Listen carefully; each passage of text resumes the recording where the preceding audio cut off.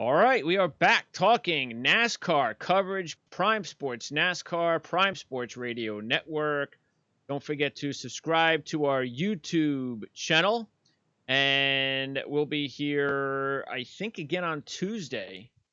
Yes, Tuesday to wrap up the Coke 600 and then preview the second race at Charlotte. Let's welcome in Eric Smith and CJ Radoon. And guys, and I'm going to kind of let you jump in on each other whenever you want. So, what did you we got, I guess, what we deserved. Again, I still think, and I don't know, correct me if I'm wrong, but give me a reason why NASCAR can't figure out that when there's rain in the area and they're pretty confident, more than 50% sure that rain is going to come, that they can't let everybody know, like in advance, half hour advance, hour in advance, that they're going to limit the race to a certain amount of laps. That's a good question. Yeah, you would think that they could shorten it, but I do think on the other side is they get nervous if they do that. What if it doesn't rain the whole time and you can go the full distance? But if they do it that way, then we'll never have another race end because of weather. True. Or hopefully we wouldn't, but that would make sure that the chances are much slimmer that would happen, and that would give us what we want, which is we don't want to see drivers win like this. I mean, it's just it takes everything out of it. It's not. I don't know. I mean, that's just my feeling. I mean, unless of course I put money on Denny Hamlin. True, and I will say I like how they race with the intensity that they think it could rain on any given lap. But it just goes to show, why can't you do that every lap? Because, I mean, I thought once they reached that halfway mark and knew that, all right, once it rains, we're probably done here, the intensity level just ramped up to a whole new level. And it was fun to watch. But everybody always says, especially to like these new NASCAR fans that are tuning in, is your best races are going to be the ones where they think that rain's coming, because those drivers are going to do a little more crazier stuff than they normally would, which provides more exhilarating action than it would be just follow the leader for till you get to the final 50 laps. Yeah, I got to tell you, the idea and understand. I haven't looked at the ratings. I'm assuming the ratings are much better than they normally would be. So, okay, then why do you race at Darlington for those two races that you got like the worst possible racing at that track than any other track, and that is what you want to demonstrate to people who are not familiar with your sport, CJ? I think they were just trying to get anything under the belt that they possibly could, and that happened to be the one that was available to them at the moment. It was interesting to watch how it played out. Just like Eric said, when the rain was coming, that kind of changed everything right there. But yeah, if you look at both races, Sunday and Wednesday, they weren't exactly barn burners. There was nothing overly thrilling about them other than contact between Hamlin and Elliott and probably Jimmy Johnson's mess up. But you could probably pick a handful of better tracks, but I think given the circumstances and the way that the country is reopening, that one was the one that presented itself, and that's the one they took advantage of. Wasn't this race better than Sunday's because of the inverted draw? I absolutely think so. I think Sunday was a much more straightforward kind of processional race, whereas Wednesday we didn't have one driver that completely dominated. I mean, if you look at anybody who was up front for a long period of time, it was Clint Boyer with 71 laps, and he even ended up having trouble as well. So it definitely spread the lead out quite a bit. Sunday was just, aside from Johnson's mistake, Sunday was kind of a boot snore fest. I just didn't enjoy it. Okay, so can they take anything out of that and say, well, maybe we should think of, I mean, we always talk about how qualifying is, we have to do this for qualifying and that for qualifying to make it more exciting, or do all these other ways to make it exciting. Well, I don't know, maybe skip it all together and just I don't know. I'm not saying that it's that you do it this way all the time, because that wouldn't seem fair.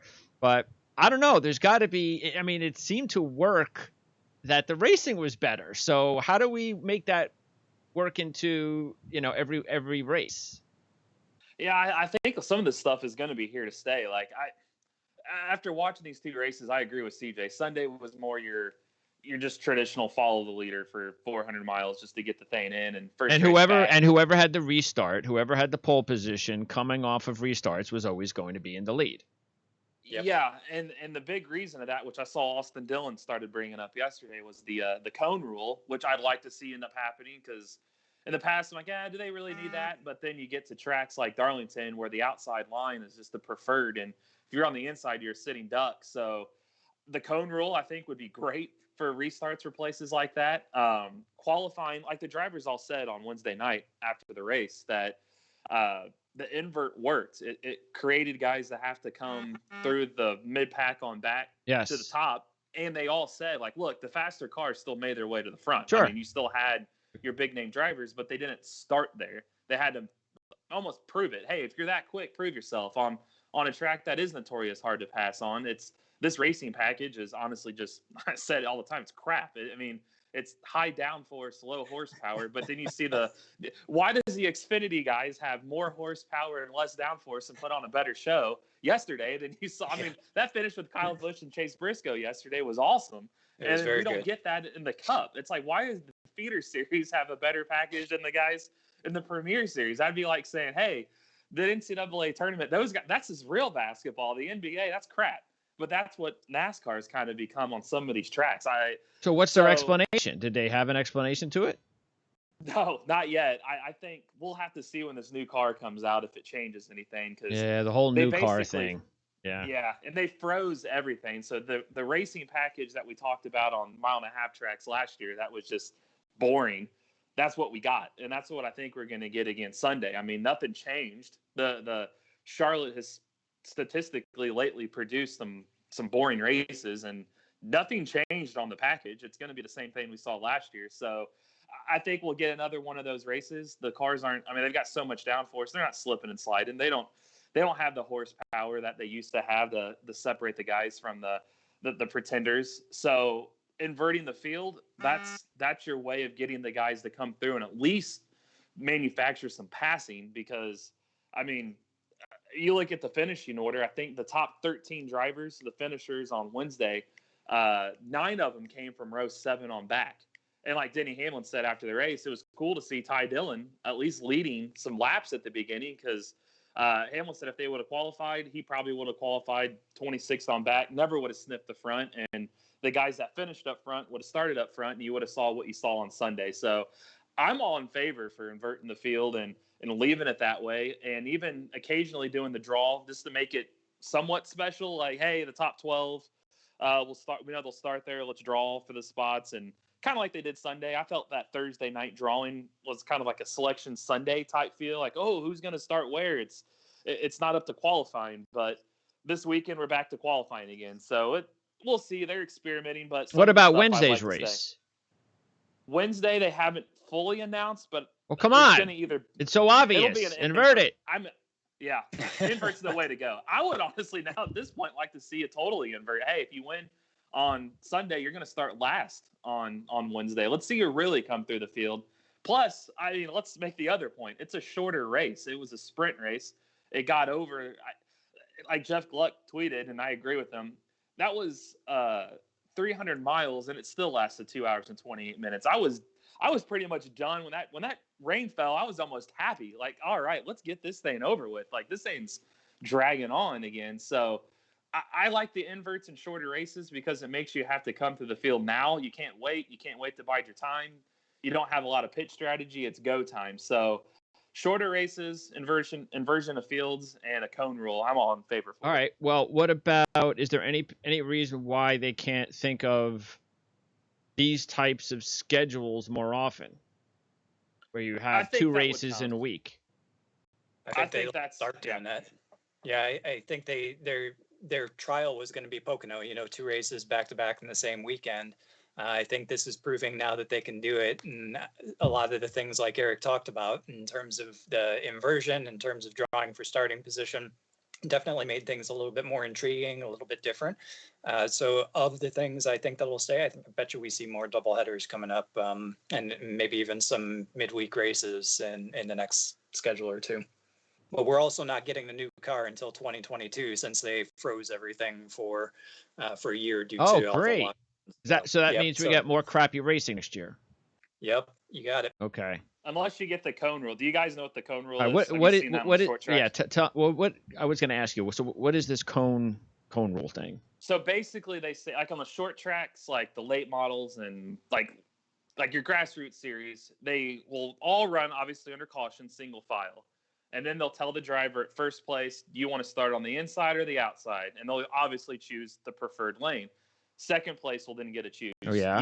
They could all start single file if they want, but you're going to have guys that might be 10th on back. That was like, you know what? I know the low line is not the preferred line or the high line's not the preferred line, but I'll take it. If these top 10 guys don't want it, I'll take it and try to gain track. But we've position. talked about this So before, haven't we? About this is something that they should have been doing.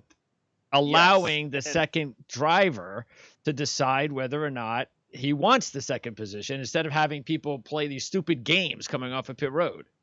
Yes, that's exactly. Yeah, we talked about that, I think a year or two ago. So now they're discussing it now because they talked about, because the high line was such the preferred line, and like Kevin Harvick said, he had a better car than what it showed, but that was 100% preferred. Yeah, if you were on the low line, you were going to lose a couple spots. But now they're saying, hey, your top 10 guys may think, oh, that is the line. I'm going to start there. But what would stop like an Austin Dillon running in 16th to say, you know what, I'll try it. Maybe I move up. Maybe I don't get the lead, but maybe I can squeeze on in the like 6th or 7th. And now I've got at least some clean air than I had mid-pack. And that would create some slower cars back up front. So I don't think you'd have to go that far back, though. I think, you could still, like, I'm sure the fourth driver probably go, well, do I want to be 5th on the outside or 2nd on the inside? I still think that, I wouldn't think it would go that far. It depends on your car, obviously, tires and things of that nature. But I don't think that you'd have 10 cars all picking the outside and then, car 11 would decide whether or not he wants to move up. You never know, but I don't know. It's like pit strategy too, and I like that. Do you pit him in the race or do you stay out? This would be, because that'd be the thing. If you have a caution with 10 to go and it's go time, but you may lose some spots on the opposite lane that wasn't the good one. Do you risk it or do you just play it conservative, knowing that you could at least start in the good line and start pushing? But I think you'll wad up a lot of race cars too, because the inside or outside cars that's not the preferred lane is going to try to stay as long as they can, and you might have some cartage. But hey, it's whatever helps get the show better, because this racing package isn't, like we've talked about last year in mile and a half tracks, it's not going to change. So how can you be creative to make it better? And hey, I mean, I guess if you look at the aesthetics that outside of the racing package for new fans, you had a fox on the racetrack, you had your most popular driver flipping off the most hated driver, 2 rain delays, and a wreck and an F-bomb. An F-bomb. Yeah.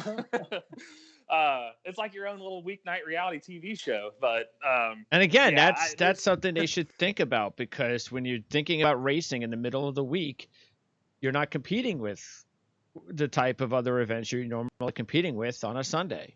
So, and they beat every I did see the numbers. It wasn't as high as I thought it would be for Wednesday night. It was almost like 3 million viewers, but it trumped like every other program on TV on Wednesday night. Like NASCAR was the number one. So now it's too bad. Now when is the next Daytona Talladega race? Talladega is June 21st, and Daytona right now would be the end of August. All right, June 21st. That's not too bad. So there's still not going to be anything going on, so that's good. So when we have the Talladega race, then we're going to fans that are not accustomed to NASCAR racing, they're gonna enjoy it. They're gonna if they haven't seen NASCAR racing before, this is the first few times. Oh, Talladega! There was a movie about Talladega, wasn't there? Yep. Let me check this out. Yeah. And you get Bristol and Martinsville right before that. So I think you'll have you get a couple short tracks where they can bump and bang, and then go to Talladega. That could be where it really shifts into gear, especially because no other racing still. IndyCar moved They're running Texas at the beginning of June, but they moved Road America back to July. So IndyCar's got one race the entire month of June. Formula One isn't starting until July. NHRA moved back to August. IMSA's not restarting again until July. So NASCAR pretty much has their pickings for the entire month of June again to keep the relevance. Well, there's no basketball, there's no hockey, so there's nothing. Baseball's talking 4th of July, so they still got a whole month of themselves and hopefully some better tracks here. So we'll see what happens. All right, well, we have Charlotte on Sunday, and this is the Coke 600. So now, okay, so they're going to be doing the 2 races at Charlotte like the old days where we had whatever, was it the Bank of America race? That's going to be the Wednesday race, right? 500 or whatever. Yeah, but they're leaving the Roval. Yeah, there's no Roval. No, Roval's still in. But that's ended. Oh yeah, okay. Yeah. So, but we'll get to 2. Okay, and so we take a look at some of these interesting trends. You don't want to be a Ford. Ford is no good. So, Ford, if you're just taking a look at the Coke 600, there's only been one Ford winner. Well, actually, the last Ford winner was Mark Martin back in 2002. That is a long time for Ford to win the Coke 600. Then you only had one Ford win in the last 10 races at this speedway, at the super speedway. Pole position doesn't mean anything. So I'm not really surprised about that being it's a long race. So that's the really big deal, CJ, isn't it? Is that Ford, if you're a Keselowski, Logano, Blaney type guy, just forget about it? Yeah, I think so. I mean, Toyota's been the recent dominant manufacturer here, and then beyond that, you got Chevrolet. Though the one thing that might be a little bit of an interest, I guess, for Fords is kind of how well they went at Darlington. So if they can keep up some of that pace, maybe they'll be having a little bit better chance than they have over the past couple of years. But yeah, this is without a doubt, this is more a track suited to Toyota and probably even the Hendrick cars. Yeah, because when I take a look at this, because there's so many drivers to choose from that it's not like, hey, there's only a couple of drivers, so yeah, maybe I could think about a Ford. When I have a drought this long for Ford, and then I know Kyle Busch has done well here. Even Truex, who I've said I wouldn't touch until he wins a race. If I'm going to touch him, maybe this is the week that you want to wager on him. Harvick has done well. Elliott's done well. Hamlin's done well. Even Jimmy Johnson you have to consider. And, of course, Alex Bowman. So there's a lot of drivers that I can choose from before I even think of a Ford driver, which is why I'm just not even going to go with a Ford driver this week. Yeah, I wouldn't touch just – yeah, like CJ said, they ran better at Darlington, but I think we saw that Toyotas, because I was questioning Toyota this year. Like, whoa, what in the world happened? They don't have the speed it looks like they had last year. Something's awry there. And then all of a sudden Wednesday night came and they finished, granted 1-2 in a rain shortened race, but they just looked better because from Daytona up until that race, Martin Truex Jr. is the only one to lead a lap in the Toyota camp. Kyle Busch still hasn't led since the Daytona 500. But they looked better, and the common denominator, I think, was it was a night race. There was more grip. They weren't struggling for handling, and you're going to have 2 Charlotte races under the lights. So, and Toyota's just been crazy good at Charlotte lately. And I honestly think the other part of the Toyota's lack of speed wasn't necessarily much change. Chevrolet picked up the pace a little bit and was taking some of those spots that Toyota used to grab. So you combine both of that and Ford's struggles at Charlotte really over the last decade and a half, or almost 2 decades now. I think you're going to see another Toyota Chevrolet show Sunday and even Wednesday again of next week as well. All right. Now we're going to make our official picks. We're bringing our official picks back again for this race. So we'll probably post it on the website on Saturday and so we won't be making picks on the show today.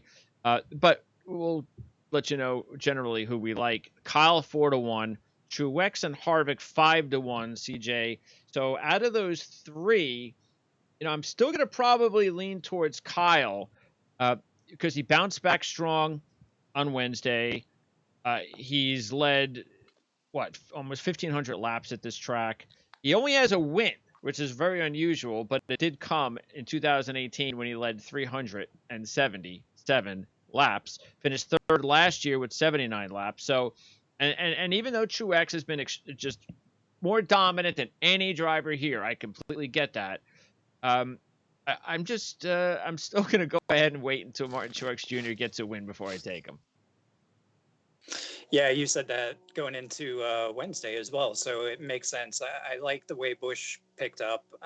He had struggles on Sunday, came back, and he was racing pretty hard on Wednesday. I think he lucked into, or maybe not lucked into, bumped into his second place finish there. But yeah, he definitely came back. He's showing strength now. Like Eric, I was wondering kind of where the Toyota and Joe Gibbs camp was earlier this season, but they seem to have found it. But I would lean actually more toward Truex just because he's got the 3 wins here. I think Busch may be on a bit more of an uptick, but based on that, it's a really hard decision between the two. You go one way, I'll go the other one. I'll go Truex because of the 3 wins. All right, then you're the tiebreaker there, Eric. Again, Truex has been the dominant driver of the 3 here lately. Harvick, meanwhile, has 3 wins at this track, but he only has 1 top 5 in his last 5. But he has been the better of the 3 drivers so far, even though that's at Darlington. Yeah, I go with CJ. I think Truex.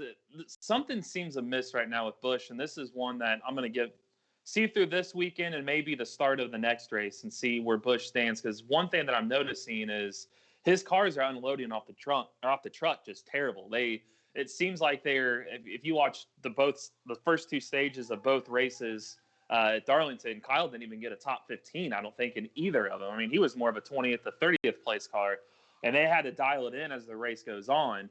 So can they come out of the 600 and the next Wednesday night's race with a better race car, or is there something that are they lacking because of the lack of practice? Is that something that's helped them over the years? Do they need practice to get their car dialed in for the race? Where Truex, let's face it, he's had speed this season. I think granted Hamlin's won twice. Truex has the best speed out of any of the 4 Toyotas. He's just had circumstances kind of take him out. Vegas, a bad pit stop put him in the mid pack, and then he got crashed. A week later in Fontana, same thing. He was in the top 3 or 4 at the end, had a bad final pit stop, put him in the mid pack. He's Darlington, he got damaged on the start of the race on last Sunday from the Ricky Stenhouse Jr. wreck. They had to repair the car as the day went on, and as he did, the car jumped up to the front again. Wednesday night, I think they were experimenting. From what Denny Hamlin said, it seemed like most of the Toyota camp went with more of an aggressive setup for the fall race because that's now a playoff race. So they went kind of experimental role, and they still all finished in the top 10. So I look at Truex with the most speed. This is his best track, bar none. He needs a good finish. I looked up his average finishing position since 2014 when he jumped to Furniture Row, and this is the second worst start of the season through 6 races that he's had. But he's had speed. I know he's frustrated. Yeah, but see, that's my point though.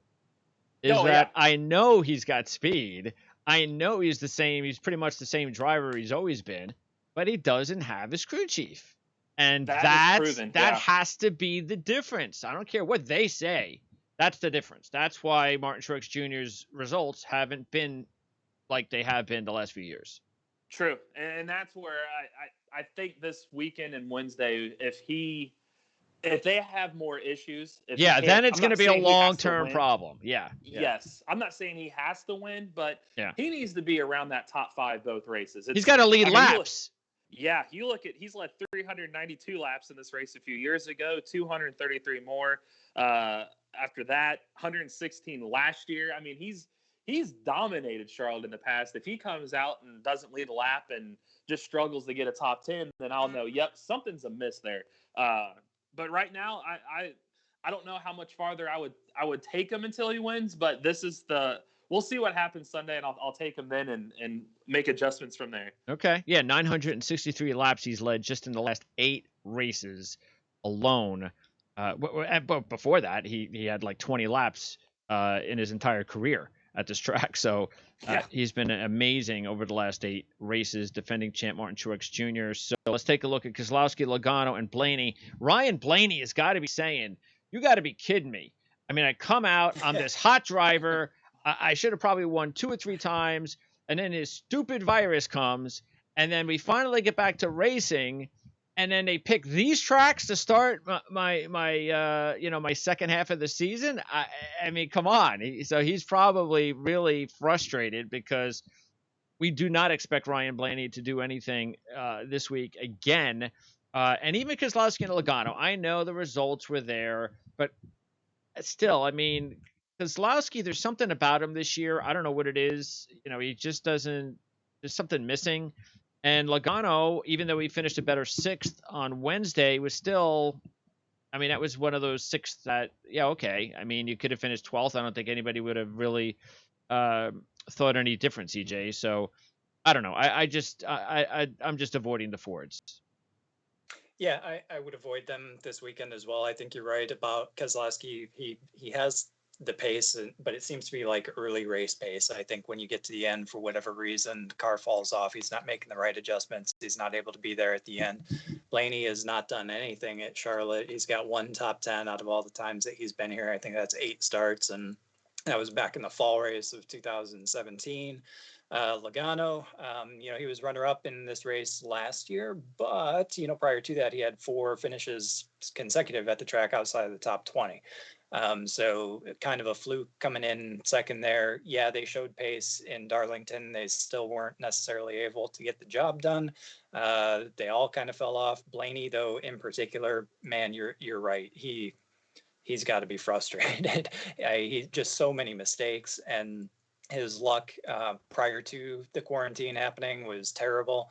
He's just not getting back on the horse. It's going to take some time, and I think that frustration is just going to continue to build over the next week for him. Yeah, they're just not good tracks for Blaney. Every driver has certain tracks that are not good at, and Blaney just happens to have to race not twice, but 4 times at 2 tracks that he does not perform well. And by the way, Keselowski, 3 of his last 4 results at Charlotte, 19, 15, 39. Logano has led only 16 laps in his last 5 races at Charlotte, Eric.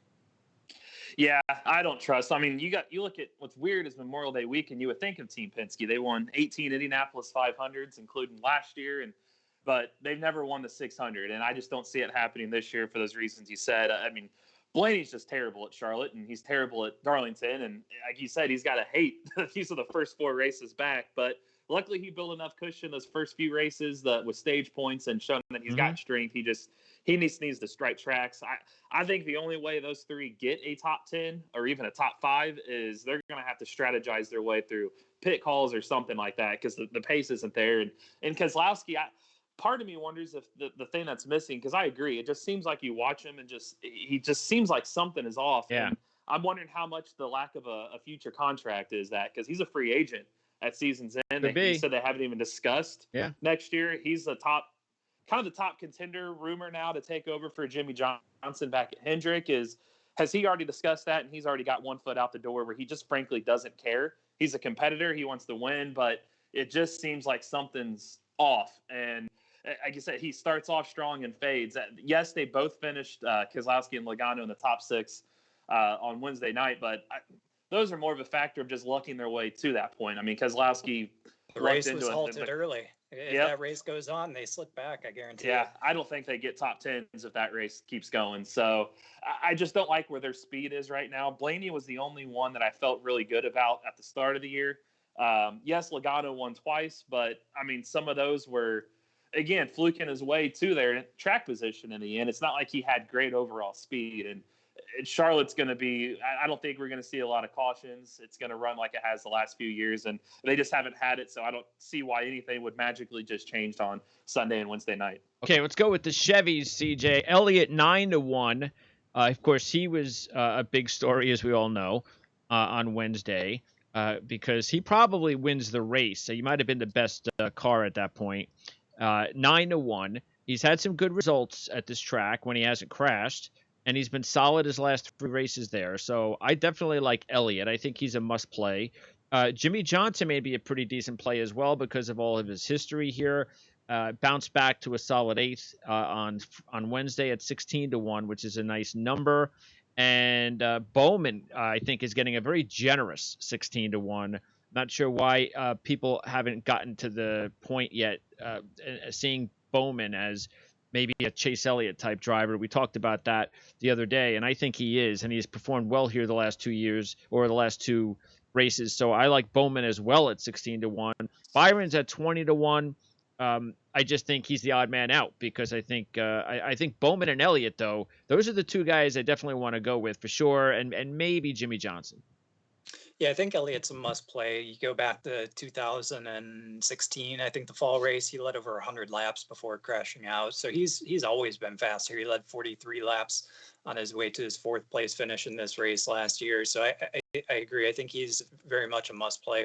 Jimmy Johnson at his odds may even be a really good play as well. The question with him is just whether or not he can stop it from spitting out or not make any mistakes. He's definitely got the speed. He had a really good comeback on Wednesday, considering where he started down in like 36th position or something like that. Plus, if you look at his recent Charlotte results on the oval, the last 5 of them were top 10 finishes, and 3 of them were top 5. So he's not had the slump here like he has at most of the other tracks. And I agree. I think Bowman, I wonder when he's going to start getting the respect he deserves, because the last 2 races here, both 600-mile races, 9th and 7th, and he started 27th and 13th. So he may not be getting out there leading a ton of laps, but he's certainly a top 10 car here, no matter where he starts. And then Byron, just probably not as much runway, just not as much experience. He had a rough outing in 2018. That was his first time there. It was a crash. He ended up 39th. He did start on pole last year, led 31 laps, finished 9th. So he could be another top 10 car again. I think with Hendrick and Chevrolet being very strong, any of these guys are probably good plays. Probably Jimmy Johnson down at the bottom of the list, but still not a bad play. Elliott definitely at the top. I think you got to take him this week. I think he's a really good shot to win. I think, Eric, it may not be a bad idea just to go, you know what, I'm just going to take all 4 Hendrick drivers this week. Yeah, that's what I was going to say. I think this is the week I would take all 4 and maybe pick 1 or 2 of the Toyotas and say I've got 5 or 6. One of these guys you've got probably a 95% chance or higher is going to win unless something unforeseen happens. Chase Elliott, I mean, he's got 2 top 5s in his last 3 oval starts at Charlotte. 9-1. It's like, wow. Yeah. He's arguably had one of the faster cars this season. He just doesn't have the finishes. And I was astonished when I saw 9-1. And then I was also astonished to see 16-1 for Alex Bowman. I mean, that's almost just flat disrespect for the guy. He had a second place car last Sunday at Darlington. He won Fontana. He's been quick every week. He's got a fresh contract extension. Albeit it's 1 year, but they're working out sponsorship for longer. And 2 straight top 10s in those races, he wasn't nearly as strong as he is this year. So I would jump all over that one. I would jump all over Jimmy Johnson. Same thing, 16-1. He's got 5 top 10 finishes in his last 6 Charlotte Oval starts, 3 straight. 5th in this race 2 years ago. He's been great at Charlotte in the past. So why not at 16-1? And then William Byron, I'd almost make the bold prediction. I think William Byron's going to win on Sunday. Just the mere fact that in the Coca-Cola 600, 7 drivers won their first career NASCAR Cup Series race in the 600. David Pearson, Buddy Baker, Jeff Gordon, Bobby Labonte, Matt Kenseth, some big name guys. Why can't Byron join that list? I like it. Jeff Gordon, same 24 car, that was the first win in 1994. Why not William Byron do it again? He was 9th last year, started on the pole. As the season went on last year, you could see more and more confidence. It's like Chad Knaus is finally molding him to be a little more aggressive. And this year, it's not like the speed hasn't been there. He's just had bad situations. You look at the Daytona 500, he won one of the duels. He was running up front, and Ricky Stenhouse Jr. punted him on the backstretch. And then Vegas the next weekend, he was running in the top, 2 or 3 on that final restart, and somebody hit him and forced the tire up, and he faded back on the white flag lap. And then in Fontana, he just was trying to get a finish. He finished 15th. A week later in Phoenix, he finished in the top 10. You look at then the next race last Sunday in Darlington, he won the first stage, had a real fast race car, and then a loose wheel he didn't feel causes him the wreck and puts him behind. And then Wednesday, he had a fast race car. He just started in the back. It took a while for him to get there. Now he's got Charlotte. He knows this is his hometown track. What better place? So I think the numbers right now for 20-1 are aligning that I would take William Byron to win this race, and I wouldn't be shocked if he did win on Sunday night. All right, and last driver, and then you can throw in any other drivers that you think are worth mentioning, CJ, is Denny Hamlin. He's 11-1. The only thing that I would be hesitant to go with Denny Hamlin is just the fact that, a third win, back to back. He's never won here, but he's got 14 top 10s in his last 17 races, and 9 of those were top 5s. So Yep. it's surprising that he hasn't won there, and he's getting 11-1 odds. I'd rather take Denny Hamlin and Keselowski or Logano, maybe even Harvick. For sure. Yeah, I was going to say famous last words. I mean, Hamlin's a streaky driver. We know once he gets a win, they start piling up. He had to wait 3 races or whatever after Daytona to get his next one, but he is up there as a multi-race winner now this year with Logano. He's led laps in each of the last 5 races here at Charlotte on the oval. 3 of the last 5 have been top 5s, and you got to go back to like 2014 to find his 3rd finish outside of the top 10 at this track. He started on pole back in 2013. It seems to be only lacking the win here. I actually started on pole in the fall of 2017 too. So with an average finish of 12.3 from 27 career starts, I think he's one of the 2 Toyotas that I take along with the entire Hendrick team, as Eric pointed out before. Any other drivers you want to mention? Don't take Boyer this week. He's another Ford. This is a terrible track for him. Aside from that, I think we've hit all the ones. Keep your eye out for Matt DiBenedetto. Maybe he gets another top 10. That would be a good result for him. He's not had one yet here at this track in 8 tries. He's not going to win, but he's certainly one that might be able to pull off another top 10, having the best start to a season of his career so far. All right. And Eric, what about Denny Hamlin and then any other potential long shots? I know that there are some fans out there that'll probably be rooting for Denny Hamlin so they could see that mask again. yeah, that was well played that he did there. Denny Hamlin, 3 top 5s in his last 4 oval starts at Charlotte, and like CJ said, he's a guy that seems to stack wins. He's also a guy that pays attention to stats. I mean, he wants to be a Hall of Famer. He's won the Daytona 500 3 times. He's won the Southern 500 twice, and now picked up another Darlington win. He's won the Bristol Night Race. Well, he hasn't won the Coca-Cola 600, so he's after stuff like that. And with 2 wins under his belt, he can make an unlimited amount of risks that he wants, because the oval at Charlotte is not in the playoffs. It's the road course. So there's nothing you're going to take away from these next 2 races and can apply it to the future as far as in terms of that track. So they can just swing for the fences this weekend and do exactly what he just did on Wednesday night. If you get a late race caution, maybe some weather in the area again, just something flukish happening, he's going to find his way to the front, because what does it matter if he restarts up front and nothing happens and he fades to the back? He's won twice. So I think he's going to be, for those odds, which shocked me too. Yes, he hasn't won, but you can get a guy with 3 top 5 finishes in his last 4 starts and won the last race at 11-1. I would jump all over it. And then my other driver that I'd take, I agree. I was going to say DiBenedetto too. He's going to be one to watch. Just like CJ said, he's a good fantasy play. He's not going to win, but he can get a top 10. But Tyler Reddick, 50-1. He won the Xfinity race last year during this weekend at Charlotte. He's also had a good past in the Truck Series at Charlotte. He always runs well at 1.5 miles. We've seen what he can do running the high line. He can force lines that aren't there. Kind of reminds me a little bit of a Kyle Larson, the type of driver that he just seems to find his way to the front by running obscure high lines that nobody else is willing to try. He had a great week at Darlington. He finished top 10 last Sunday. He was 13th on Wednesday night. So I wouldn't put it past Richard Childress Racing to pull a rabbit out of their hat. They did it with Austin Dillon a couple of years ago in the 600. And you could get a driver that's fast and can do something out of nothing at 50-1. Why not throw a little bit money his way just to see what he can do? And because if he wins or gets a top 5, then I don't think you're going to get him at 50-1 on Wednesday night. Yeah, I'm probably, I'll tell you what I'll probably do is hope that one of the top guys doesn't dominate, and I'm just going to go and take Elliott, Hamlin, Johnson, Bowman, and Byron 9-1 to 20-1, and just hope one of those guys wins. They're good odds on all of them. So they are. Yeah, I think that's the way to go. And I'm just going to stay away from the favorites this week, because you got 3 of them at 5-1 or lower. So if I get and because the couple of Fords are sitting there with good odds too, I'm going great. Let the Fords have good odds. I'm eliminating them from the race. So I'm hoping the top 3 don't win, and if they don't, with the Fords and the lack of success here, I have a pretty good chance of winning if I take those 5 drivers. So. Yeah, I think that's a good bet. Yeah, and two, like what happens if one of the Toyotas comes out and dominates though on Sunday?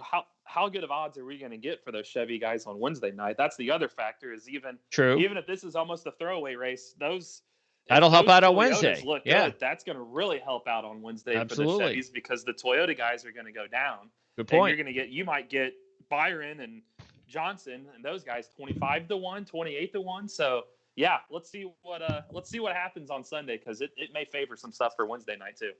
All right, guys, appreciate it. Who's back with me on Tuesday? I think we both are. Yeah. Oh, I get you both again on Tuesday. Okay. Yep.